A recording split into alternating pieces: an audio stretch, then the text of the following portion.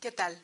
Es un gusto volverles a saludar en esta sesión número 9 de nuestra asignatura Estrategias para el Aprendizaje, correspondiente a la licenciatura en Mercadotecnia, primer cuatrimestre. Bien, estamos en la recta final, estamos por terminar el repaso y todo este viaje que hemos hecho, por decirlo de alguna forma, por los 6 temas que conforman nuestro programa de estudios, específicamente para nuestra materia de estrategias para el aprendizaje. Es importante que empiece a darles algunas indicaciones desde este momento.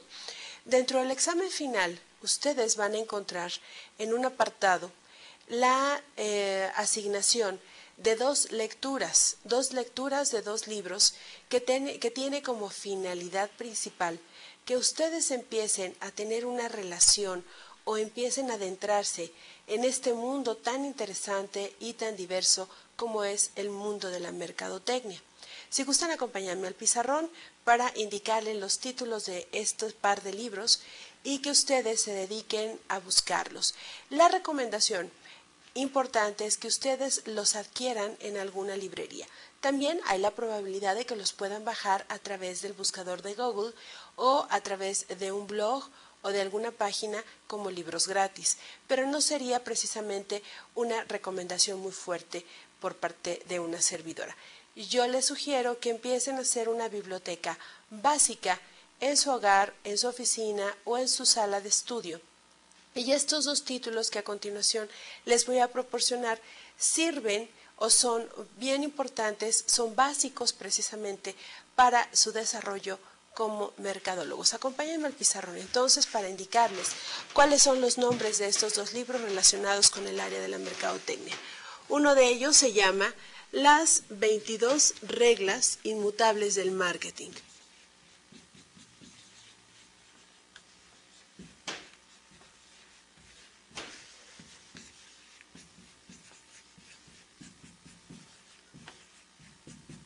Y el segundo libro que van ustedes a leer en esta asignatura se llama Guerra de las Marcas.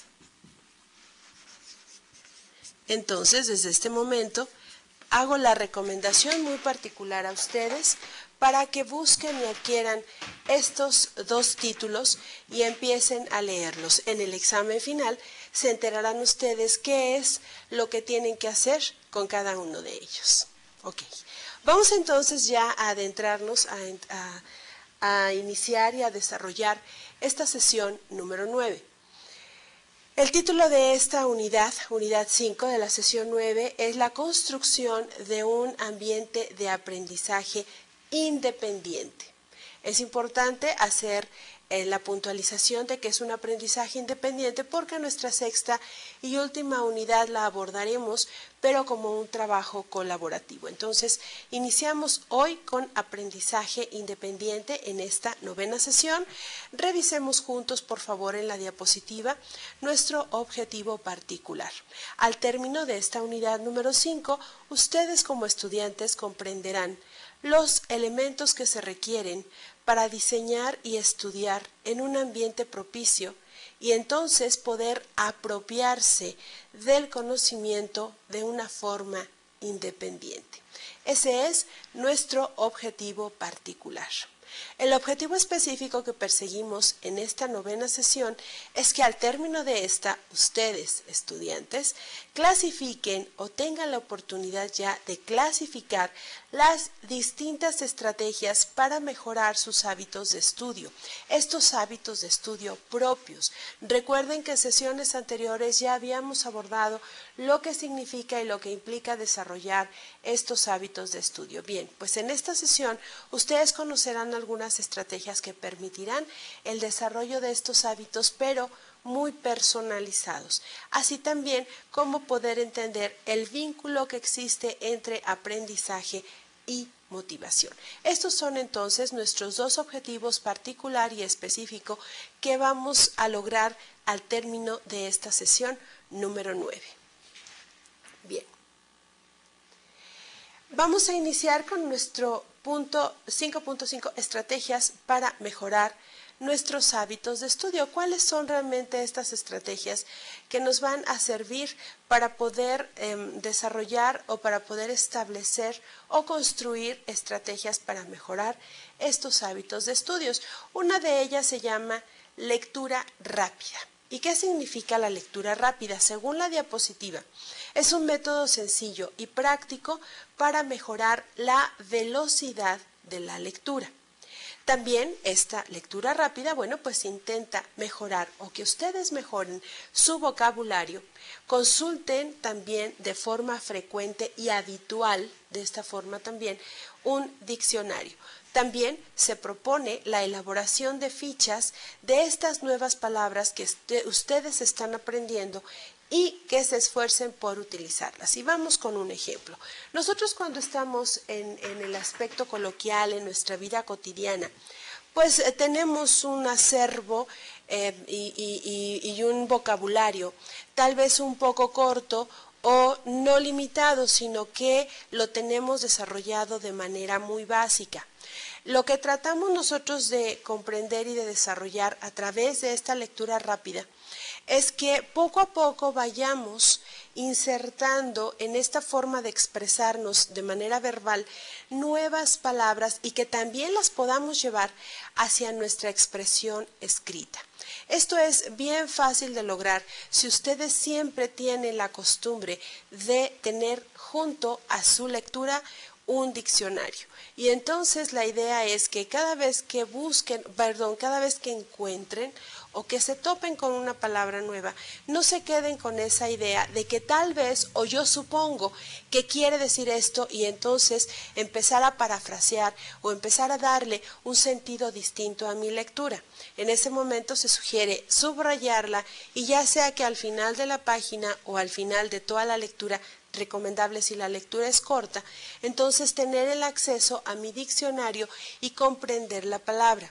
También otra de las formas que nos son muy útiles en cuanto a lo que es el manejo de diferentes palabras cuando estamos desarrollando o redactando un documento es una herramienta en sinónimos dentro de lo que es el Microsoft Word, y ahí entonces podremos buscar el sinónimo de esa palabra que seguramente estamos constantemente repitiendo. Esto también nos va a permitir ampliar mucho el significado de aquellas palabras que se utilizan de forma usual o cotidiana y también empezar a anexar otras palabras en donde nosotros ya tenemos la oportunidad y estamos desarrollando esa destreza y adquiriendo ese hábito de poder utilizar otras palabras en mi vocabulario. Y créanme que en un principio puede ser una tarea difícil o tal vez podamos nosotros perder esa acción o perder esa costumbre porque evidentemente no forma parte de mi hábito de estudio, pero si nosotros tenemos el firme propósito de hacerlo cotidianamente, entonces cuando nosotros estamos expresándonos frente a un grupo de compañeros en una reunión de ejecutivos o frente incluso a un cliente potencial o actual, ahí nosotros y nuestros interlocutores se darán cuenta de este dominio de vocabulario. Ustedes saben, yo lo sé, todo el mundo lo hemos escuchado en alguna ocasión, que nuestro idioma, el español, es un idioma muy rico y muy extenso y que desafortunadamente nosotros como mexicanos, también otros latinos, tenemos esa limitación de uso de palabras dentro de nuestro vocabulario. Entonces, la idea y la invitación, aparte de desarrollar este hábito de lectura rápida, es que siempre tengamos a la mano o siempre estemos trabajando constantemente o de forma cotidiana con un diccionario. No será necesario que contemos con un diccionario muy grande. Incluso hay diccionarios básicos o diccionarios de bolsillo de editoriales muy reconocidas a nivel mundial que podremos nosotros llevar siempre a la mano. Y, por ejemplo, si nosotros lo podemos desarrollar o hacer cuando estamos en otro país donde se habla una lengua distinta a la nativa, ¿por qué no hacerlo en nuestro propio entorno? ¿Por qué no llevarlo frecuentemente hacia mi vida cotidiana?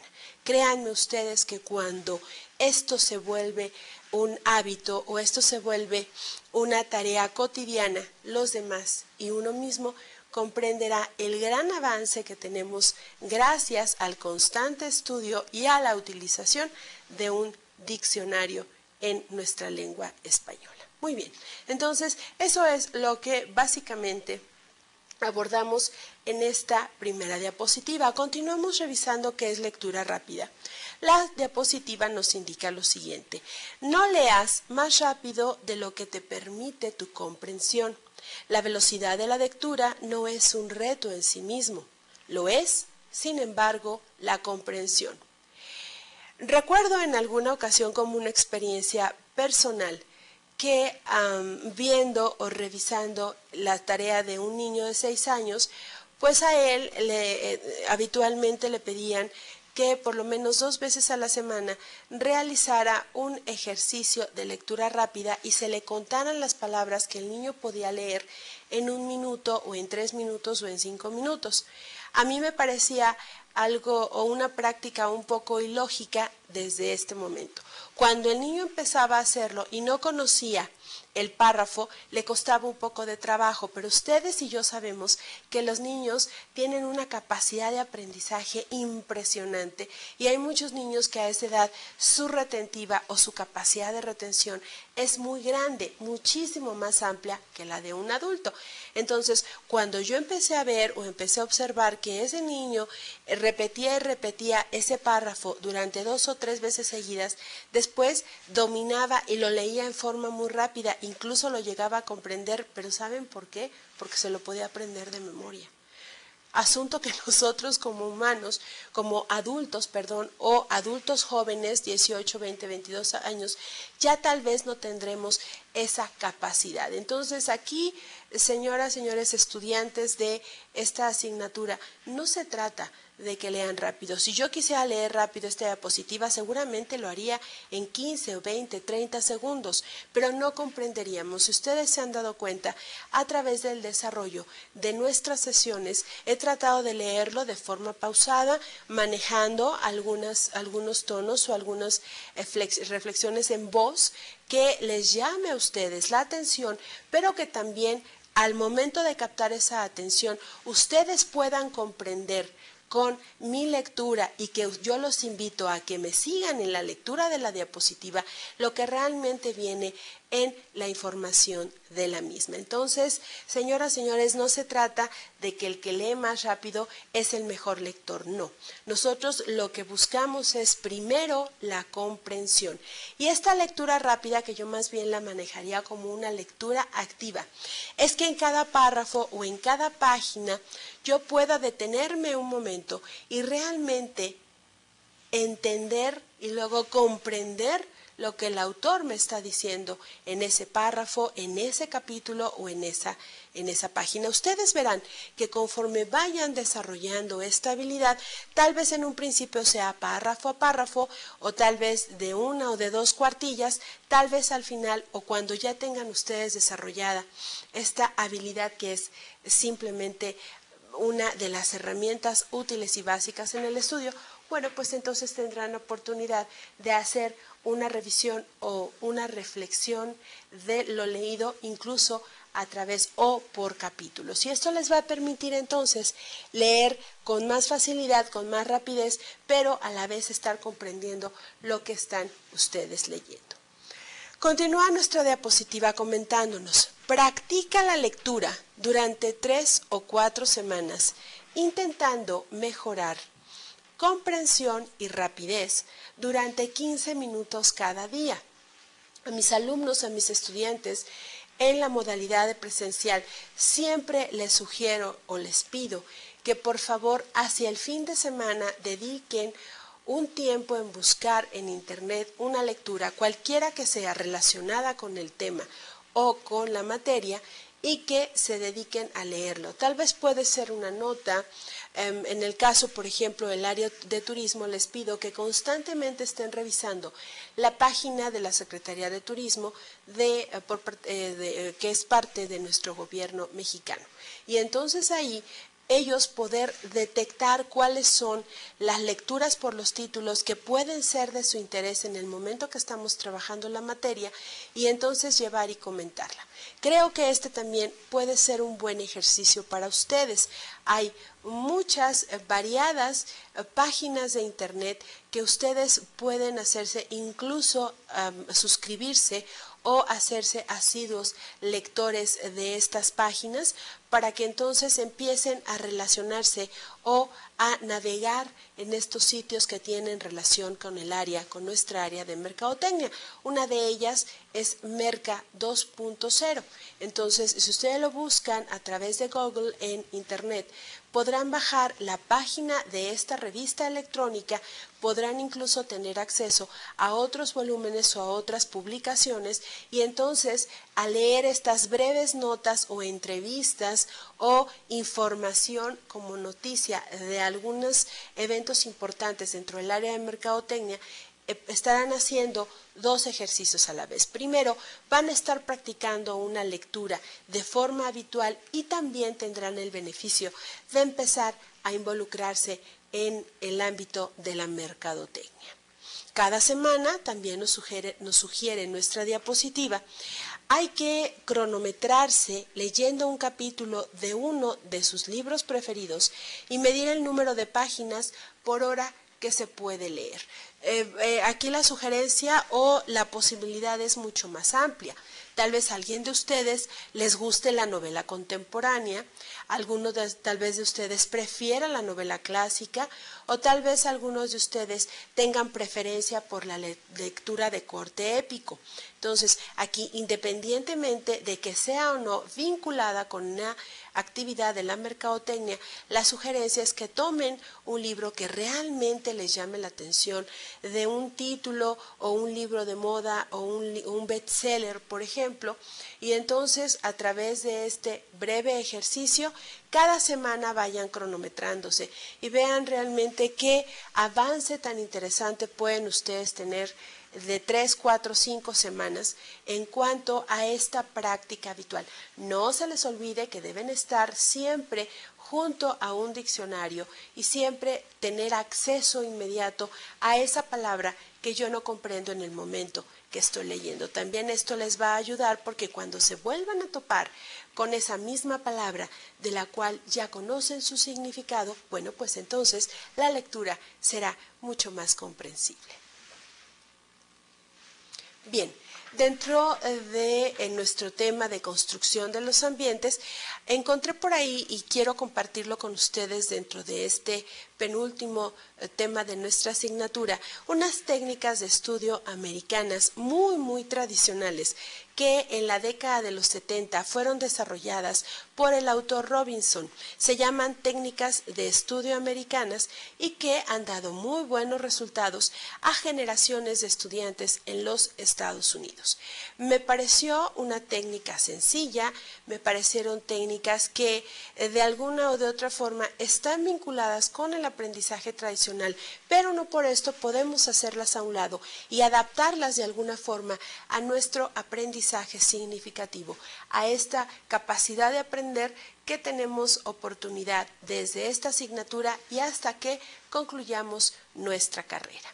Se trata de técnicas como explorar, preguntar, leer, recitar y posteriormente repasar. Veamos en qué consiste cada una de ellas. Empecemos con la técnica explorar. Dice nuestra diapositiva que antes de leer el capítulo de un libro hay que hacer una exploración con el objetivo de que ustedes puedan hacerse o puedan idear o puedan establecer una idea global de lo que se va a estudiar. Por ejemplo, vayamos a una novela que es una de mis preferidas, creo que ya la había yo mencionado en alguna de las otras sesiones, se llama La fiesta del chivo y es de autoría de Mario Vargas Llosa. Ok, entonces cuando intento entrar o adentrarme en lo que se iba a tratar el libro, antes incluso de comprarlo, aún cuando yo ya tenía una excelente recomendación para leer esta novela, lo que hice fue leer una breve sinopsis que venía en la contraportada del libro y revisar el índice del mismo. Ojo, hay algunas librerías en las que nosotros no podemos tener acceso al contenido porque vienen emplayadas en papel transparente, pero si se tiene la oportunidad en el momento de estar en anaquel, o qué mejor, si yo ya tengo el libro, lo primero que sugiero es que veamos cuál es el contenido o el índice. Normalmente, por ejemplo, en las novelas, cada capítulo tiene un título en particular, ¿ok? Entonces, bueno, revisé el contenido del índice, revisé cuáles eran los títulos de cada capítulo, revisé el número de hojas, estamos hablando de una novela de casi 500 páginas, y bueno, me pareció muy interesante la forma en que se presentó el índice. Después, lo que hice fue leer el prólogo. Qué era lo que nos estaba diciendo el autor, o por qué la había escrito, de dónde había nacido la idea, etc., etc., etc. Y ahí es donde me convenzo que podría ser una excelente experiencia la lectura de esta novela. ¿Ok? Entonces, antes de empezar a leer, normalmente en contraportadas o dentro de las pastas del libro, viene información tanto del autor como una sinopsis de lo que aborda como tema ese libro que tenemos en nuestras manos. Bien, continúa nuestra diapositiva dándonos algunas recomendaciones. Para hacer esto, fijémonos muy bien en el título, en los encabezados y en los subtítulos de cada capítulo. Si nosotros vamos a tener acceso o vamos a revisar un libro de texto, pues aquí sí vamos a encontrar subtítulos por cada una de las unidades o capítulos que se vayan a abordar en dicho libro. Por ejemplo, en un libro de mercadotecnia se me ocurre pensar que vamos a hablar desde el abordaje de la mercadotecnia en este ámbito global, pasando por lo que es mezcla de mercadotecnia, producto, precio, plaza, promoción, y dentro de ellos vamos a ver algunos elementos como el producto, desarrollo de nuevos productos, ciclo de vida de un producto, la generación de una marca. En precios, fijaciones de precios, políticas de precios y estrategias para establecer precios. En plaza vamos a ver lo que es distribución, canales de distribución, funciones de los canales de distribución, ventajas y desventajas, tipos de canales, mayoristas, minoristas, etc., etc., etc. Y en el área o en el capítulo de promoción como subcapítulos podré revisar lo que es venta personal, relaciones públicas, publicidad, promociones de ventas, y tal vez continúe viendo los demás capítulos ya involucrando otros elementos como puede ser mercadotecnia social o como puede ser tal vez mercadotecnia internacional o lo que concierne a la auditoría de mercadotecnia o a los planes anuales de mercadotecnia. Ustedes pueden darse esa idea y deben abordar desde la parte de la exploración los encabezados, los títulos de los capítulos y los subtítulos. También es interesante, y esto también es una manera de exploración, el inspeccionar las informaciones bajo cuadros, diagramas, gráficos o mapas. ¿Sí? En el caso, por ejemplo, de novelas, recuerdo una novela de Sara Sefcovic que se llama La suerte de la consorte. En ella, la autora aborda la vida y el vínculo que tienen las esposas de todos los presidentes de México desde la época del virreinato, hasta el último sexenio que ella aborda en su libro, que es el sexenio del 2000-2006 con Vicente Fox, cómo sus mujeres, sus esposas, tienen un vínculo ya sea con él como parte de un matrimonio o como la parte de la vida de gobierno y la investidura de presidente de la República que lleva cada uno de ellos. En estos, por ejemplo, no vemos diagramas, no vemos gráficos ni mapas, pero sí nos muestra las fotografías de la mayoría de las consortes o las esposas de nuestros expresidentes de México. Entonces también eso llama mucho la atención, porque entonces vemos por ejemplo, una Carmen Romano de López Portillo, la exuberancia y la clase de belleza tan particular, la personalidad que tenía esta mujer o por ejemplo, la investidura o el porte que manejaba, por ejemplo, Nilda Patricia Velasco, la esposa de Cedillo. Entonces, ahí nos llama mucho la atención, o Paloma Cordero desde la Madrid, por ejemplo, cómo son sus físicos, cómo ellas vestían. Hay fotografías donde se ven ellas perfectamente bien vestidas de acuerdo también a la investidura como esposas de los mandatarios de México, y esto también llama muchísimo, créanme, llama muchísimo la atención para poner todo el interés en el desarrollo del libro, ¿ok?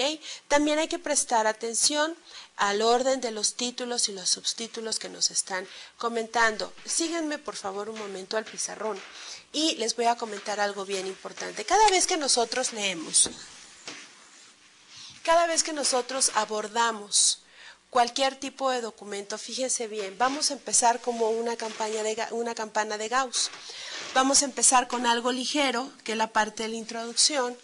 Vamos a abordar cada vez un poco más fuerte nuestros temas, y normalmente los temas centrales o los capítulos centrales son los puntos estratégicos de la lectura. Normalmente en la forma en que se puede desarrollar este tipo de lecturas. Pasando estos temas centrales o estratégicos, vemos que va bajando poco a poco la intensidad de nuestras lecturas hasta llegar al final. Revisen y comparen esta sencilla explicación o ejemplo que les estoy dando con una campana de Gauss, y entonces comprenderemos por qué la parte central de los documentos es la parte más interesante o la parte medular de nuestros capítulos, ¿ok? Luego hay que tener presentes notas, apuntes o recomendaciones, tanto del libro como del profesor o de quienes nos estén manejando esa lectura. Lean por favor la introducción y las conclusiones o los finales del capítulo si se quieren enterar todavía más de lo que contiene la obra. También lean cualquier resumen que haya al principio o al final de cada capítulo. Tras esto, como lectores debemos tener una perspectiva general de cada capítulo y del libro en su totalidad o el documento que nosotros tengamos a la mano, ¿ok? Bien, eso sería entonces nuestra primera parte o nuestro primer paso dentro de la técnica explorar. Revisemos el segundo paso, que se refiere a preguntar, y dice nuestra diapositiva: esta parte estimula y obliga a pensar y a ordenar los conocimientos que ya posees.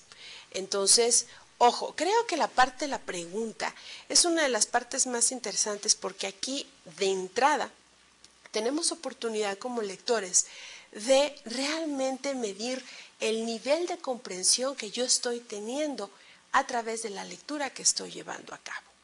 Primero, se sugiere que se anoten todas las preguntas que se les pueda ocurrir sobre cada título, cada subtítulo o cada parte importante de los capítulos, ¿sí? Yo recuerdo, por ejemplo, cuando tenía que leer lecturas o documentos en donde yo tenía que desarrollar un ensayo, le planteaba preguntas como si yo tuviera al autor de ese libro frente a mí. Me imaginaba que yo podría tener una entrevista con esta persona o que podría yo mandarle mi escrito, y entonces el planteamiento de preguntas se hace todavía más interesante. La primera pregunta que se me hubiera ocurrido hacerle a Sara Sefcovic, por ejemplo, o a Vargas Llosa, en el caso de las lecturas que a mí me han gustado mucho de estos últimos tiempos que he realizado, pues ¿por qué adentrarse a una época tan dramática de un país del Caribe que no tiene mucho que ver, desde mi punto de vista, con el desarrollo, con el vínculo del país de origen de Vargas Llosa, por ejemplo, o de Sara Sefcovic? ¿Por qué se le ocurrió poner todo su interés y toda su atención y todos los focos, centrarlos en la investidura de la esposa o la consorte de los presidentes de la República? Eso es lo que a mí se me hubiera ocurrido preguntarles en primera instancia a cualquiera de estos dos escritores. A ustedes seguramente tendrán otras ideas u otras preguntas, pero lo importante es que lo anoten. pueden anotarlo en una hoja anexa, que es lo más recomendable. A mí particularmente, no me gusta escribir sobre las páginas de un libro. El subrayado sí lo utilizo particularmente como una estrategia en lectura de comprensión, pero no así escribir sobre las hojas o sobre las páginas de un libro. Prefiero tomar una hoja en blanco y entonces ahí establecer mis cuestionamientos. Luego, se sugiere que ustedes intenten recordar los comentarios del profesor o de la persona que les haya recomendado ese libro sobre cada uno de los apartados, si es que hubo algún comentario o algún recordatorio en especial. Y también se sugiere echar a volar la imaginación durante unos segundos si no se les ocurre nada. Tal vez estábamos tan absortos en nuestra lectura o créanme, hay tantas cosas que preguntar porque el nivel de comprensión ha sido muy alto que de repente podemos sentirnos como prácticamente pasmados o parcialmente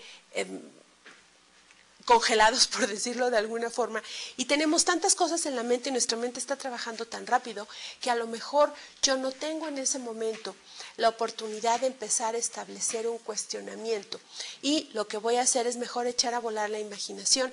Tal vez para quienes les guste tomar café o para quienes les gusta fumar un cigarro o tal vez para quienes en lo que están leyendo se comen una galletita o tal vez están comiéndose un dulcecito, un chocolate. Súper recomendación, cómase un chocolate o un dulce cuando sientan que sus niveles en comprensión están bajos.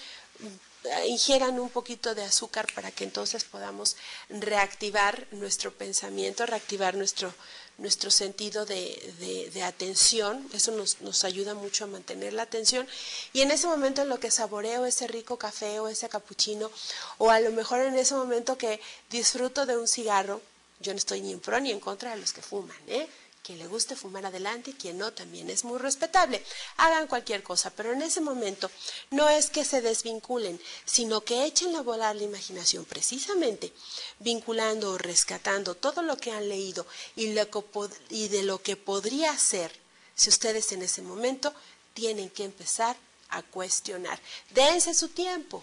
Yo no digo que en el momento mismo de la lectura nos puedan surgir 1 y 1000 preguntas, o repito, tal vez se pueda dar, pero lo más recomendable es que nos situemos, empecemos a ordenar nuestras ideas y nuestras preguntas y empecemos a hacer este ejercicio de preguntar, ¿ok?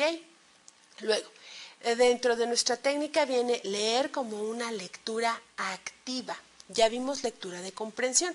Vamos a ver la lectura activa. La lectura activa, dice nuestra diapositiva, que es pensar en lo que estás leyendo. A veces puedes estar leyendo algo y estar pensando en otra cosa. Hay muchas personas que, por ejemplo, no pueden leer si tienen una televisión enfrente, o si están escuchando un radio, o si están platicando o teniendo conversaciones otras personas alrededor. Hay personas que deben estar en un silencio absoluto y preciso para poder desarrollar una lectura o tener una lectura activa. En el caso muy personal, si yo no tengo música, escuchando música o tal vez escuchando televisión sin verla, yo no me puedo concentrar. Pero hay personas que les sucede exactamente lo contrario. Ok, hay que leer entonces y analizar a la vez para que sea una lectura activa y no perder entonces la alta concentración que yo estoy teniendo. Si estoy leyendo un párrafo, en ese momento estoy haciendo o teniendo una lectura activa. Si en el mismo momento me detengo y entonces empiezo a ver qué tanto comprendí del párrafo o del tema que estuve abordando durante mi lectura. Por ejemplo, cuando nosotros estamos revisando o leyendo novelas, esto es muy común, que nos sentimos parte de ese entorno, estamos como que viviendo. Hay narradores, hay escritores con una narrativa realmente sensacional, que cuando ustedes empiezan a leer, empiezan a sentir que están en ese lugar, que están sentados junto al protagonista o junto con el personaje que está llevando la carga de la novela y están viendo sus emociones, están viendo el ambiente, están sintiendo el ambiente que se vive en ese lugar. Uno, desde mi muy personal punto de vista, uno de los escritores que te lleva a ese nivel de relación con lo que estás leyendo es Gabriel García Márquez, y lo clásico de Gabriel García Márquez, que es en este caso 100 años de soledad, ustedes si lo leen un párrafo y realmente se concentran en lo que están leyendo, podrán vivir y podrán sentir cómo esas personas viven en un pueblo tan pequeño como lo es Macondo, por ejemplo. Ok, continúo con la diapositiva. Dice que uno de los objetivos precisamente de nuestra lectura activa debe ser mantener a toda costa, señoras, señores, su concentración. Estudiantes, siempre cuando estemos leyendo debemos mantener a toda costa la concentración. Ser activo y rápido puede contribuir decisivamente a ello. Y esta rapidez y esta actividad es precisamente retomando en cada momento en qué nivel de comprensión estoy. Hay personas que pueden estar en una concentración casi al 100%, tal vez durante 10, 15, 20 minutos. La recomendación muy personal también sería, si ustedes ya se sienten cansados o ven que ya perdieron el nivel de comprensión, ya no están entendiendo lo que están leyendo, paren un momento, tal vez pueden pararse de su asiento, tal vez pueden ir a servirse otro café, o tal vez pueden, no sé, estirar el cuerpo, estirar las piernas, caminar un momento por el lugar donde estén y retomar una vez más la lectura. Yo no creo que haya algún ser humano, y tal vez si lo hubiera, me gustaría conocerlo y preguntarle cómo le hace en una lectura constante de 3 horas y que pueda, por ejemplo, comprender al 100% todo lo que leyó. Esto, cualquier mente humana, yo dudo mucho que se diera a esos niveles en cuanto a tiempo. Ustedes sabrán, en el momento en que empiecen a desarrollar sus hábitos de estudio, cuál es el tiempo ideal. Incluso ustedes lo deben saber en sus lugares de trabajo si es que desarrollan alguna actividad de tipo laboral, que seguramente pueden estar 3 horas concentrados desarrollando un trabajo, y en esas 3 horas pueden tener interrupciones o pueden tener cortes breves de 3 o 5 minutos en lo que se paran al sanitario, en lo que pueden contestar una llamada, en lo que atienden a algo y luego regresar al concentrarse o la atención ponerla en lo que ustedes están realizando. Personalmente, por ejemplo, mis trabajos, el desarrollo de estas diapositivas que ustedes están revisando, normalmente en el lapso que los hago, voy teniendo cortes de 20 a 30, cada 20 o 30 minutos tengo cortes de 2, 3, 5 minutos máximo, y luego retomo esa información. Ese ya es un hábito muy personal que a través de los años y la experiencia me lo ha proporcionado. Ustedes deben descubrir cuál es el propio. También sugiere que traten ustedes de responder a las preguntas que se han hecho, para que entonces puedan reformular preguntas si es necesario. A veces, repito, pensamos tan rápido y hacemos tan rápido las cosas que podamos caer en preguntas redundantes o en preguntas que por sí solas se pueden responder. Entonces, también es importante dar una revisadita y entonces responder realmente o tratar de buscar la respuesta a lo que yo realmente quiero saber. También respondan a las preguntas que hace el autor del libro. Muchas veces los autores de esos libros pues nos hacen ciertas preguntas, y lo interesante sería entonces retomar o abordar este tipo de preguntas y contestarlas por uno mismo. También hagan un reto con ustedes mismos relacionados con el texto que están leyendo. Rétense. Hagan un reto con ustedes mismos sobre si están entendiendo lo que están leyendo. También se sugiere la anotación activa, por ejemplo, los términos que deduzcan de su lectura, que son importantes. Estos también pueden servirles para hacer conclusiones de lo que están leyendo.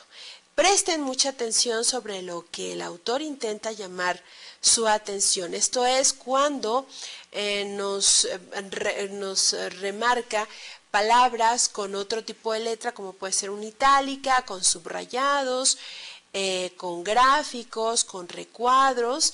Analicen tranquilamente, lenta y cuidadosamente esa información que está en especial que ha resaltado el autor a través de cualquiera de esas herramientas. También deténganse y relean aquellas partes que no estén claras. A lo mejor le pueden poner un asterisco. O a lo mejor pueden hacer en sus anotaciones que por ahí hay algo pendiente y tener que retomarlo. Cada vez que lean, por favor, una palabra que no comprendan, busquen su sentido en el diccionario, ya lo habíamos comentado hace un momento. Y bueno, si no tienen en ese momento, porque ustedes pueden pensar, es que se me olvidó o es que no lo he podido comprar, es que no he encontrado el ad hoc a mi actividad, etc., etc., etc.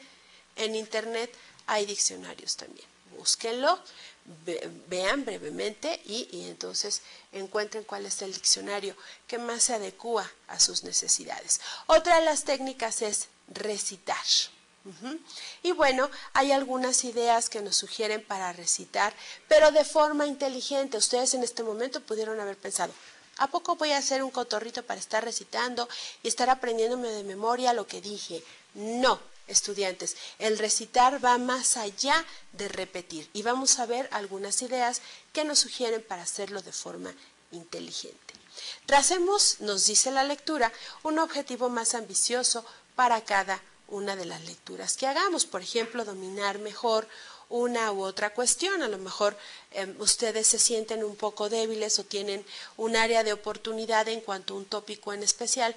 Bueno, pues sean ambiciosos en la lectura y traten de adquirir o apropiarse de conocimientos que les ayuden a convertir esta área de oportunidad en una fortaleza. Hagamos cada recitación poniendo énfasis en algo distinto. Puede ser en subrayados propios o en esquemas muy particulares. Subrayen también y resalten aquello que encuentren más importante en cada lectura. Intenten descubrir en cada lectura nuevos matices que enriquezcan lo que ustedes ya saben. Y si están dándose cuenta, en algunas de las diapositivas yo estoy utilizando negritas. En cada lectura le estoy marcando específicamente en esta diapositiva. Una de las cuestiones que también nos ayudan mucho para poder recitar es que si ustedes tienen fotografías de apoyo, en este caso como en las diapositivas, pues tendrán algo más que relacionar con el mismo. ¿Y por qué el payaso de eso? Ustedes podrían preguntarme, como la redactora o la constructora de estas diapositivas, porque no se trata de que nosotros nos veamos como payasos recitando o desarrollando un script o haciendo esa recitación clásica de cuando estábamos en primaria, en el Día de la Madre o en el Día del Padre, por ejemplo. No se trata de ese tipo de recitación. Se trata precisamente de que todas nuestras fortalezas las podamos resaltar, las podamos expresar a través de esta recitación. Y repito, las áreas de oportunidad o los puntos donde yo siento que debo desarrollar un tópico en especial, lo aproveche y entonces pueda recitarlo de una forma mucho más inteligente. ¿Sí? Si un tema es importante, continúa nuestra diapositiva, nos gusta o lo encontramos interesante, bueno, pues vamos a profundizar en él, vamos a hablar un poquito más de eso que nos interesa mucho. Ustedes ya se dieron cuenta cuáles son dos de las novelas que me gustan mucho particularmente y que las he tomado como ejemplo con ustedes a través del desarrollo de estas sesiones. Eso es temas importantes en mi caso personal. Diseñemos entonces también un incentivo cada vez que leamos, ¿sí?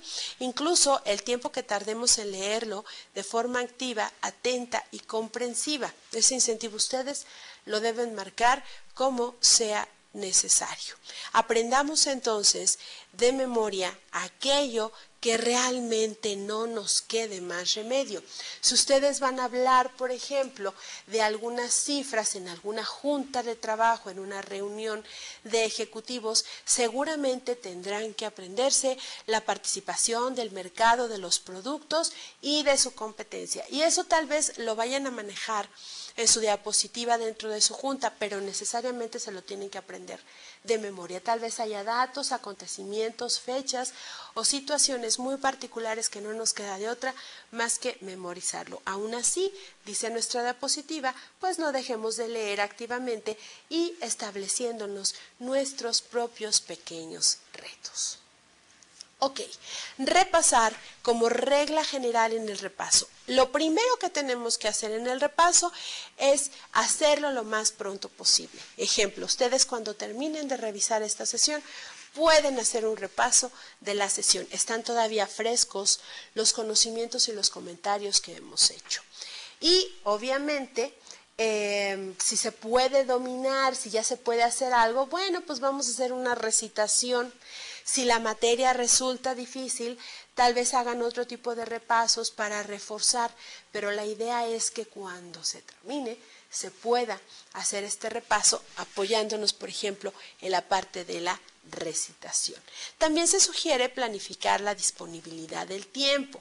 Recordemos que no tenemos el 100% de tiempo dedicado exclusivamente a esta tarea y evidentemente para un repaso a fondo. Se debería prestar atención a lo primero que se aprendió, pero también prográmense un tiempo determinado para este repaso. Traten en todo momento, incluso en los repasos, de llevar a cabo un estudio inteligente frente a lo puramente memorístico, ¿sí? Y repito, no es que la memoria no sea una de las actividades que nosotros tengamos que desarrollar aquí, mejor primero comprendamos y luego memoricemos, y eso también lo vimos en algunas de las sesiones anteriores. Recuerden que el primero, o sea, el repaso favorece la retención mediante la organización de los materiales y el establecimiento de conexiones entre sí.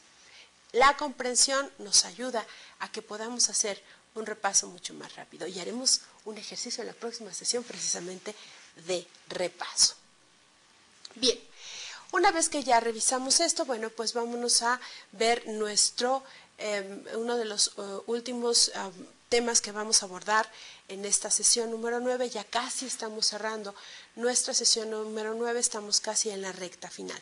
Y hablamos de nuestro subtema aprendizaje y motivación. Y bueno, nos comenta nuestra diapositiva viendo esas escaleras hacia el éxito, que el elemento del proceso motivacional que da contenido a la motivación es realmente la meta. Y aquí el planteamiento, ¿qué es lo que a ustedes les motiva para llegar a una meta determinada?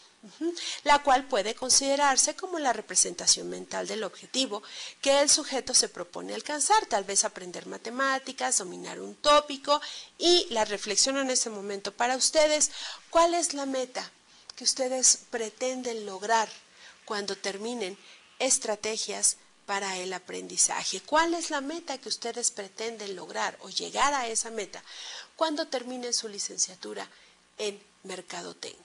¿Cuál es esa meta que ustedes quieren lograr o alcanzar cuando terminen el cuatrimestre? ¿Sí? Entonces nosotros normalmente lo manejamos o lo relacionamos con el objetivo que el sujeto tiene o que se propone alcanzar. Cuando las metas, escuchen bien, son realistas, son alcanzables y se pueden o están perfectamente bien comprendidas por quien las persiga, que en ese caso es ustedes, estudiantes de la carrera de mercadotecnia, bueno, pues tienen un nivel de dificultad que se ajusta al nivel de habilidad de ustedes como individuos. Son moderadamente novedosas y han sido elegidas por el sujeto. Entonces, potencian la motivación. En otras palabras, para ser más sencillos y más claros en esta explicación de aprendizaje y motivación. Cuando ustedes estén frente a un objetivo, por favor, hagan o establezcan este objetivo lógico, alcanzable y cuantificable. Nosotros no podemos pedir o lograr algo más que nuestros propios recursos, nuestros mismos esfuerzos, en este caso muy particular de ustedes, su tiempo, el tiempo que tienen destinado para desarrollar sus estudios universitarios les vayan a permitir. Yo recuerdo que en alguna ocasión estudiando la maestría, alguien decía, pero es que yo también necesito tiempo para mí, porque estoy aquí estudiando la maestría, tengo que hacer trabajos en la semana, tengo doble turno para trabajar, tengo una familia que atender y tengo. Y entonces, en ese momento, el profesor que teníamos, el maestro que teníamos en la clase le dijo, y entonces, ¿por qué no te preguntaste todo esto antes de venir a inscribirte a esta maestría? Ahí todo el mundo nos quedamos fríos y entonces empezamos a retomar. Yo creo que lo más importante que debemos hacer para poder establecer nuestras metas primero es organizarnos. Tal vez estamos como los niños pequeños que empiezan a dar sus primeros pasos y cuando ya están dando sus primeros pasos ya quieren correr los 100 metros planos y resulta que al segundo o al tercer paso por la emoción trastabillan y caen. Y entonces hay que volverse a levantar. Nosotros no podemos correr si no sabemos ni siquiera caminar, si no sabemos siquiera sostenernos en pie. Entonces, revisando esta parte del aprendizaje y la motivación, yo los invito a que empiecen a hacer una reflexión, empiecen a organizarse con base en esa reflexión. ¿Qué es lo que yo pretendo lograr?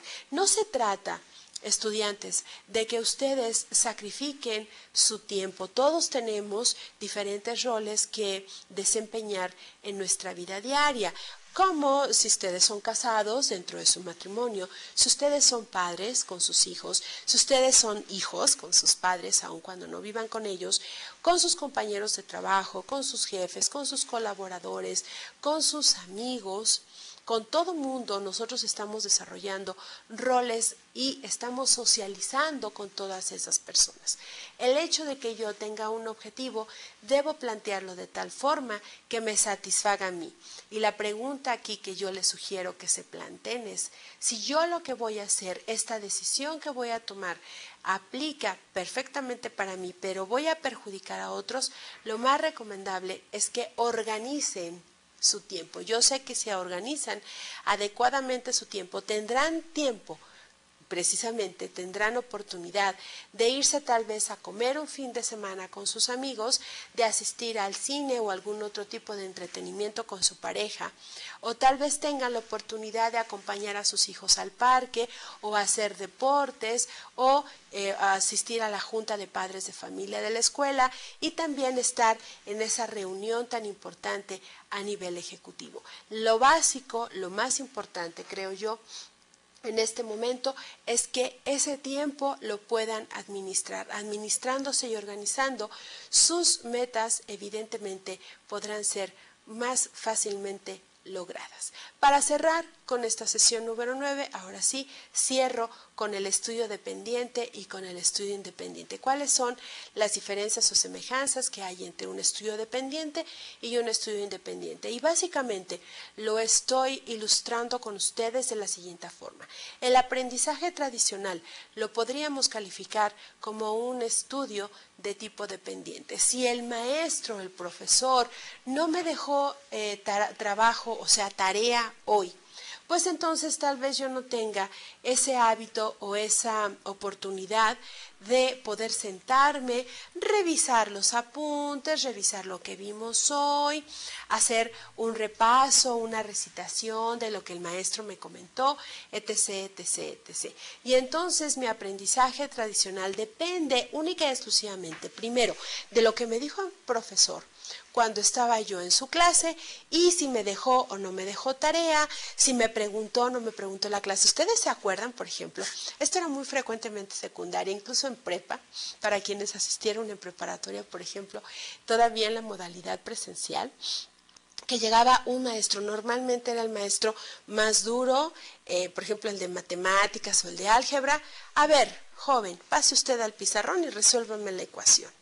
O el de lógica, ¿no? A ver, constrúyeme este silogismo, o la de química, o el de química, a ver, vente, vamos, desarróllame una fórmula y explícamela en el pizarrón. Y entonces todo el mundo nos poníamos a temblar y todo el mundo nos espantábamos porque no sabíamos, sí sabíamos, pero dependíamos de lo que el profesor en ese momento nos pudiese explicar y lo poquito que le podíamos entender y más en las materias así medio difíciles o medio áridas, bueno, pues ahí era donde empezábamos a trastabillar o a tener algunos problemas a nivel de comprensión, pero si mi profesor no me lo decía o lo que el profesor decía en ese momento era ley.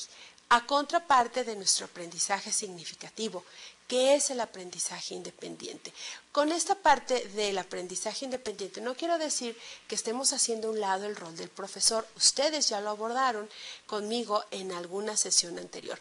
El papel del profesor en un aprendizaje significativo consiste en ser un mediador, en proporcionar los conocimientos, en ayudarle a los estudiantes a recuperar esos conocimientos previos para juntos construir un nuevo conocimiento. Entonces estamos hablando de dos aprendizajes distintos que evidentemente requieren dos hábitos de estudio totalmente diferentes. En el estudio dependiente debo memorizar tal cual me dictó mi profesor las oraciones, las definiciones, las posiciones o las fórmulas que me dijo que A más B es igual a C. Vean qué sencillo fue. Pero que me costó tal vez mucho trabajo memorizarlas, pero que no las comprendí. Y cuando salí del salón, automáticamente perdí esa información. En el aprendizaje significativo sabemos que sucederá totalmente lo contrario. Como mediadores estamos dispuestos a apoyar, pero ustedes también deben aportar todo ese conocimiento previo para poder construir nuevos conocimientos. Bien, pues entonces damos por terminada nuestra sesión número 9, no sin antes recordarles que deben adquirir sus libros, La Guerra de las Marcas, y también las 22 leyes inmutables del marketing, para que empiecen a revisarlos, los lean y lo más interesante, puedan aplicar estas técnicas de estudio y puedan establecer poco a poco cuáles son los estilos de aprendizaje que ustedes van a desarrollar a través de su carrera. Nos vemos en la siguiente sesión.